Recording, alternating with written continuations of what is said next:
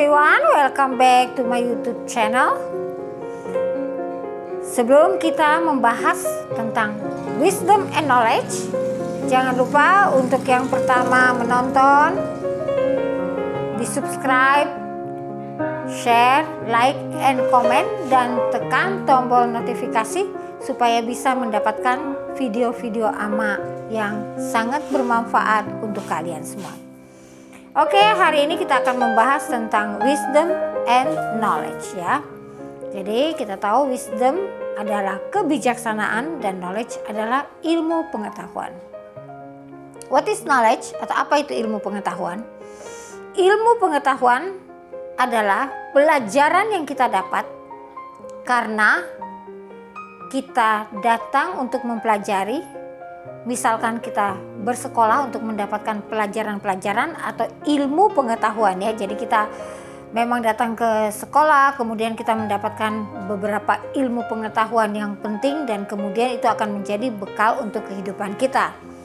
Contohnya seperti ilmu pengetahuan matematika, fisika, ilmu bumi, dan sebagainya. Jadi otomatis kalau kita mau belajar ilmu pengetahuan atau knowledge, kita harus bersekolah dan otomatis kita mendapatkan pelajaran itu dari guru-guru. Kemudian kita juga setelah kita lulus, kita masuk ke tingkat-tingkat yang lebih tinggi. Kemudian apa itu wisdom atau kebijaksanaan? Kebijaksanaan adalah pelajaran yang kita pelajari dari semesta atau dari pengalaman. Jadi kebijaksanaan itu akan datang kalau kita sudah matang mempelajari. Maksudnya kalau kita sudah matang dan udah mempunyai pengalaman-pengalaman. Kadang-kadang kebijaksanaan itu tidak perlu dari pengalaman kita sendiri, tapi juga dari pengalaman orang lain. Misalnya keluarga, sahabat, tetangga, dan sebagainya. Oke. Kemudian, apa yang kita dapatkan ketika kita mempelajari ilmu pengetahuan? Tentu saja kita menjadi pandai, cerdik, kemudian kita menjadi seorang yang intelek, kita bisa masuk ke dalam suatu society dan kemudian itu bisa menjadi bekal untuk masa depan kita, bekal untuk pekerjaan kita ya. Jadi Anda misalnya setelah lulus SMA umpama kemudian Anda masuk ke universitas dan mengambil kedokteran, tentu saja suatu hari Anda akan menjadi seorang dokter. Atau kalau mungkin Anda mengambil business management, Anda akan menjadi seorang businessman yang sukses. Demikian juga kalau mengambil kesenian, Anda juga akan menjadi seorang seniman yang terkenal. Nah, di sini itu akan menjadi bekal untuk kehidupan. Karena setiap orang dia harus belajar untuk mencapai apa yang dia inginkan. Jadi sebenarnya ilmu pengetahuan itu tidak pernah berakhir.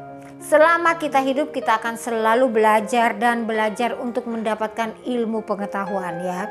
Kadang-kadang manusia itu ketika dia mempelajari suatu ilmu pengetahuan, tapi kemudian dia merasa saya sepertinya bukan berbakat ke arah situ. Jadi berarti kalau you misalnya belajar untuk menjadi seorang dokter, tapi suatu hari Anda merasa kayaknya Anda lebih berbakat sebagai seorang businessman, otomatis kita harus belajar business management. Dan ilmu pengetahuan itu juga akan mendidik kita untuk menemukan jati diri kita. Melatih otak kita untuk bisa berpikir lebih jernih ya. Kemudian dengan kita mempelajari ilmu pengetahuan, kita akan menemukan skill kita, kemudian intelijensi kita secara otomatis menghadapi kenyataan dan realita yang ada. Jadi dengan ilmu pengetahuan kita tahu apa fakta dan kenyataan. Jadi kita akan menemukan fakta dan kita juga akan menemukan skill kita ya, skill kita. Nah, di sini ketika kita mempelajari ilmu pengetahuan yang Ama sebut realita, kadang-kadang memang realita itu agak berbeda dengan spiritual, itu secara otomatis ya. Tapi kita bisa menghadapi realita itu ya, kita bisa mengerti dan menyadari bahwa contohnya kalau kita mau menjadi orang yang sukses, orang yang berhasil, kita harus belajar. Dan belajar itu tiada henti. Kita harus berlatih dan berlatih. Jadi bukan berarti kalau kita sudah lulus, kita tidak berlatih. Tidak, kita tetap harus berlatih untuk menemukan skill kita yang sesungguhnya. Nah, kemudian bagaimana dengan kebijaksanaan? Oke.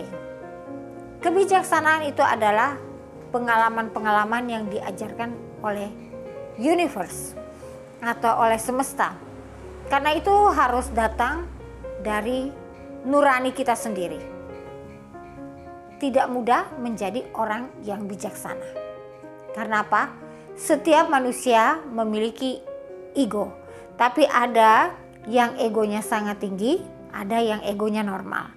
Dan ego itu memang perlu kita miliki, tapi harus kita kendalikan. Nah, dengan kebijaksanaan, kalau ibaratnya di ilmu pengetahuan kita mengerti realita atau kenyataan, kita mengerti kenyataan yang kita hadapi, ketika kita sudah memiliki kebijaksanaan atau wisdom, kita tahu bagaimana cara menghadapi kenyataan yang ada tanpa kita mengalami depresi atau stres. Kemudian di dalam ilmu pengetahuan kita juga mempelajari ilmu kejiwaan. Ya, otomatis ilmu kejiwaan itu sangat penting. Kenapa Ama bilang kita sangat penting mempelajari ilmu kejiwaan? Karena kita akan berhubungan dengan masyarakat atau dengan society. Ketika kita tidak mengerti ilmu kejiwaan atau kejiwaan seseorang atau karakter seseorang, itu pasti akan terjadi slack. Ya.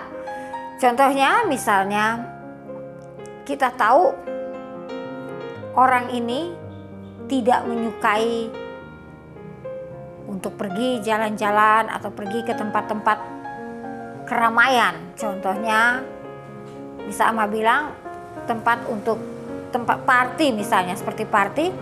Dia senangnya menyendiri atau dia mungkin lebih kita sebut sebagai orang introvert. Tapi di suatu hari kita mengajak ke tempat party yang glamor dan dia otomatis merasa tidak nyaman. Berarti kita sudah salah mengajak orang, ya. Sebaliknya juga ada orang yang sangat ekstrovert, kemudian kita memaksakan dia menjadi introvert. Cukup dengan di rumah, cukup dengan penampilan sederhana. Jadi kalau misalnya dia berpenampilan agak wah, kita tegur ya, jangan berpenampilan seperti itu tidak bagus, mestinya begini. Itu berarti kita tidak mengerti kejiwaan seseorang karena dia mungkin tersinggung. Demikian juga Ama lihat ini banyak sekali orang misalnya kalau kita punya anak gitu. Kemudian mungkin anak kita lagi duduk-duduk santai seperti itu. Kemudian sang ibu menyuguhkan minuman untuk tamu dan tamu itu langsung berceloteh ya istilahnya, mengatakan, "Loh, kok kamu cuma duduk-duduk aja di situ nonton TV? Kok tidak membantu ibu kamu?"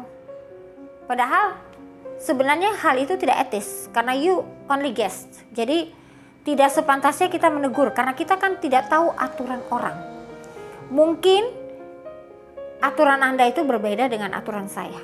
Cara saya mendidik anak berbeda dengan Anda mendidik anak. Berarti disinilah Anda tidak mengerti ilmu kejiwaan. Itu makanya Ama bilang di sini kita penting sekali mengerti ilmu kejiwaan. Sehingga kita bisa melakukan hal yang bijaksana. Kemudian ini yang sangat-sangat penting harus Ama katakan ya. Kita harus bijaksana untuk menyelesaikan masalah kita. Jadi kita membutuhkan kebijaksanaan untuk menyelesaikan masalah kita. Walaupun kita mempunyai ilmu pengetahuan yang tinggi, tapi kita tidak bijaksana menyelesaikan masalah. Misalnya Anda seorang bos di kantor dan Anda tidak mengerti anak buah Anda Anda cuma memaksa anak buah Anda bekerja dan bekerja tanpa memberikan mungkin bonus atau tanpa memberikan sedikit pujian, sehingga otomatis orang itu akan tersinggung dan suatu hari pasti akan meninggalkan Anda. Nah, kemudian persamaan di dalam ilmu pengetahuan dan kebijaksanaan. Di dalam ilmu pengetahuan, kita disuruh untuk selalu introspeksi diri. Dengan cara apa? Dengan cara bermeditasi atau merenung. Di dalam untuk mencapai kebijaksanaan, kita introspeksi diri untuk bisa berkomunikasi dengan semua orang, dengan semesta. Kemudian, kalau di dalam ilmu pengetahuan meditasi itu, sekarang banyak yang mengatakan bahwa kita perlu relaksasi, perlu meditasi, itu supaya kita bisa fokus untuk mencapai kesuksesan. Kalau di dalam wisdom atau di dalam kebijaksanaan, kita bermeditasi untuk melepaskan diri kita dari semua masalah untuk mencapai tujuan cinta kasih kita kepada seluruh alam semesta dan untuk fokus. Jadi kebijaksanaan itu lebih luas lagi daripada ilmu pengetahuan. Tetapi ilmu kebijaksanaan tidak akan didapati kalau kita tidak memiliki ilmu pengetahuan. Kemudian kebijaksanaan ini akan membawa kita ke cahaya, ke alam cahaya, atau kita akan meliputi seluruh cahaya yang ada di alam semesta ini, menyatu dengan ilahi. Karena dengan kebijaksanaan ini kita bisa bertindak yang baik, bisa memutuskan hal-hal yang baik, kemudian kita bisa menjadi orang yang lebih baik dan mulai mengendalikan egoisme kita. Karena kalau di dalam ilmu pengetahuan, egoisme itu tetap berjalan. Namun inilah persamaan di dalam untuk ilmu pengetahuan. Kita membutuhkan ketenangan batin untuk mencapai kesuksesan. Kemudian kalau kita sudah mencapai kesuksesan ini, kita harus bijaksana bagaimana kita memelihara kesuksesan yang kita miliki. Bagaimana kita berbagi dengan orang lain sehingga kita mencapai tujuan tertinggi. Nah, di sini Ama katakan bahwa ilmu pengetahuan dan untuk mencapai kebijaksanaan kita harus memiliki ilmu pengetahuan. Dan inilah sebenarnya ini sebenarnya adalah balance ya. Balance atau keseimbangan di alam semesta ini.